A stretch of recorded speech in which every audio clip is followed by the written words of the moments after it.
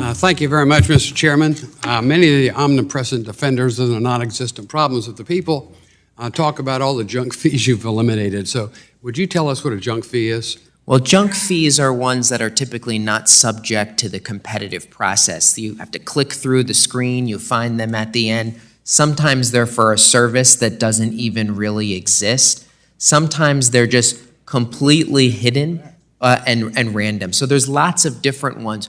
We've really tried to focus. Okay, can you give me a couple examples of those? So for example, I mentioned to one of your colleagues, we identified in one of our examinations and similar other places, a paper statement fee that was charged on a recurring basis where the financial institution did not even print out a piece of paper, nor did they mail it.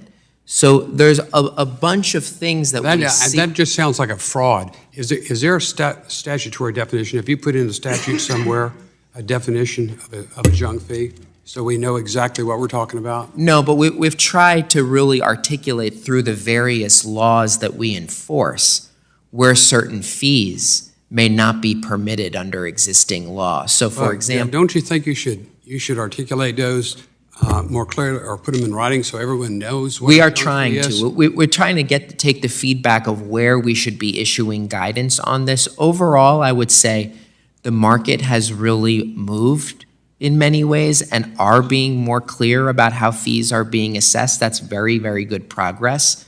But in as much that there's particular places you think we need to issue more guidance, we're very, very open to it.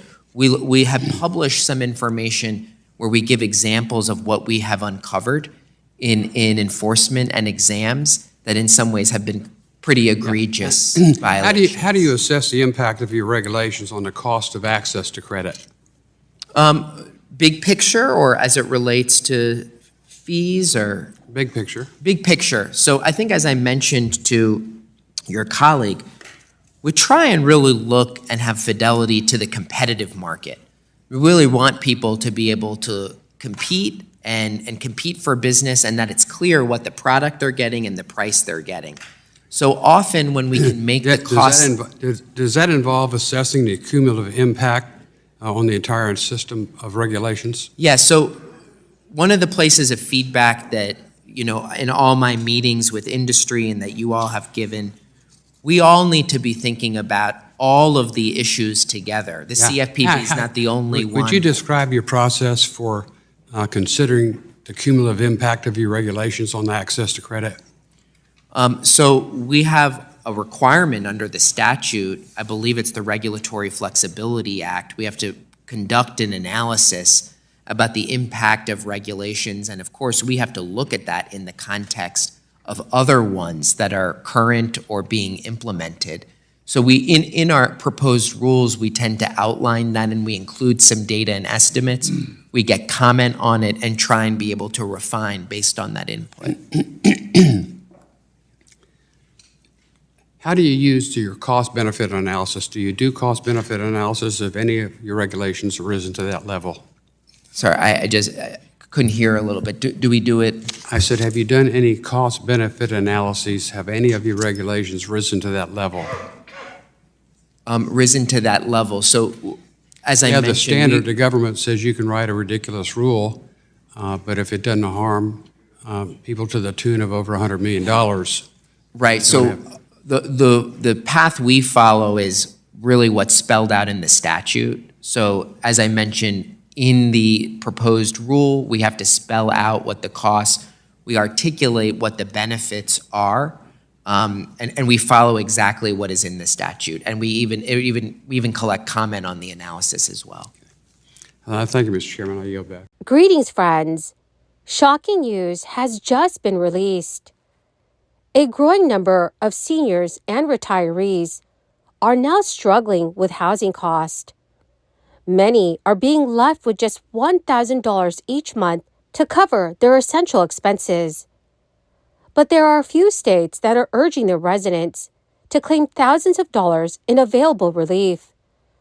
My dearest friends, please make sure that you watch until the end of this video to learn more about these details.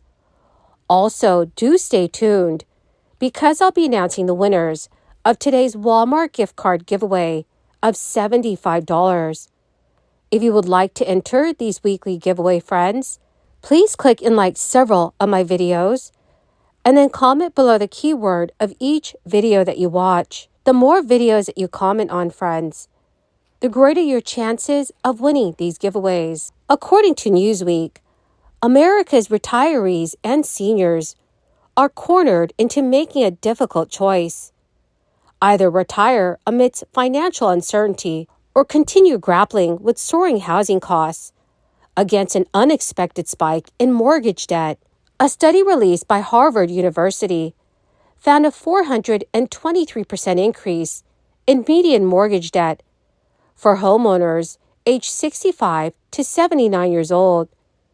It marks a shift in the retirement landscape where a debt-free golden age is no longer a guarantee, with the median mortgage debt for the demographic ballooning from $21,000 in 1989 to $110,000 in 2022.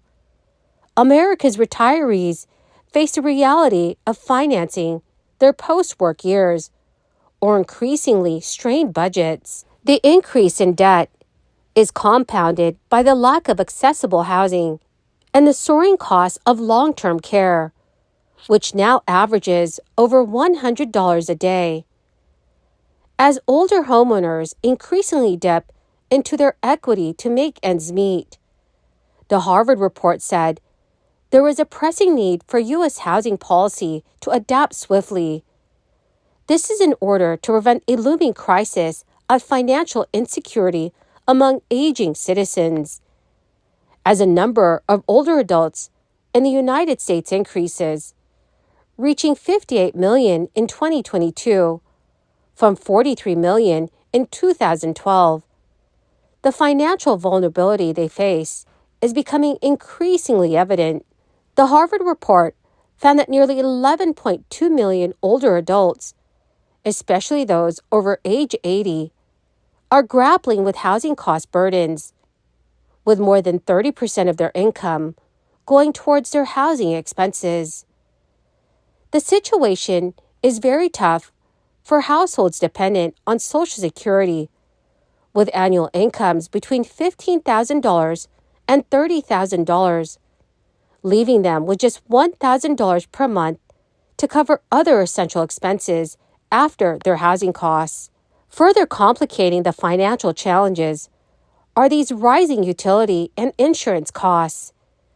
The Harvard report cites that in 2020, nearly 7 million older households reported foregoing essential needs like food or medication to pay their utility bills.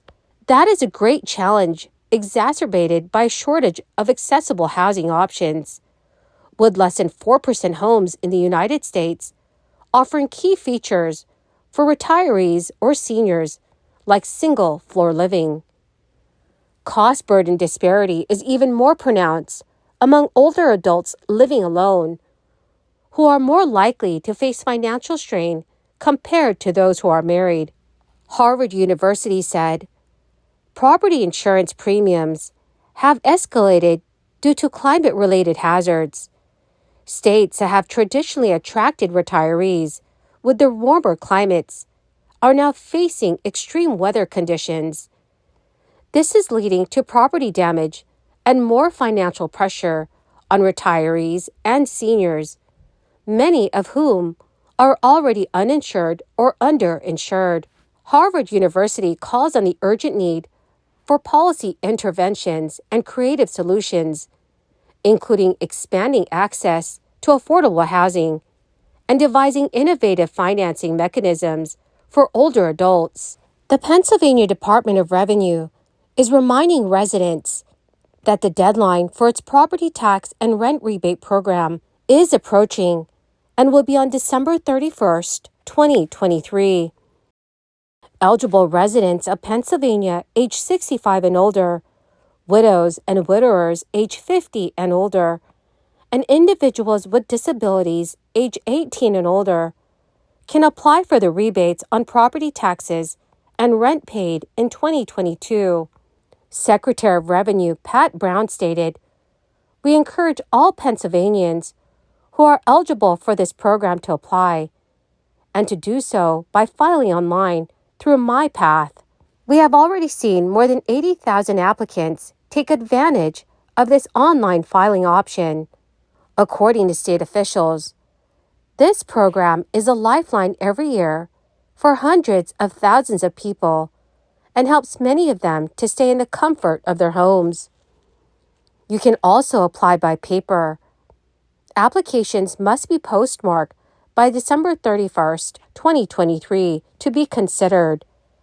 And starting next year, the rebate program will be expanded to more than 175,000 additional Pennsylvanians, and the maximum standard rebate will be increased from $650 to $1,000. More information on the expanded program and how to apply for its benefits will come from the Department of Revenue in January.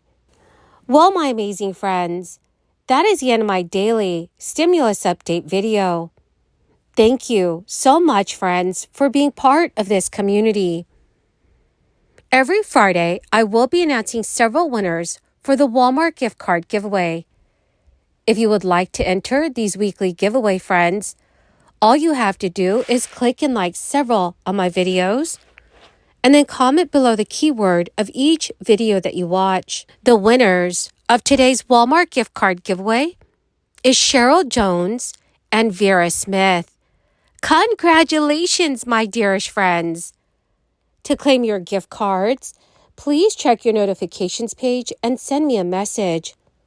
Or, my friends, you could message me on my Facebook page. Thank you and have a wonderful and very blessed day.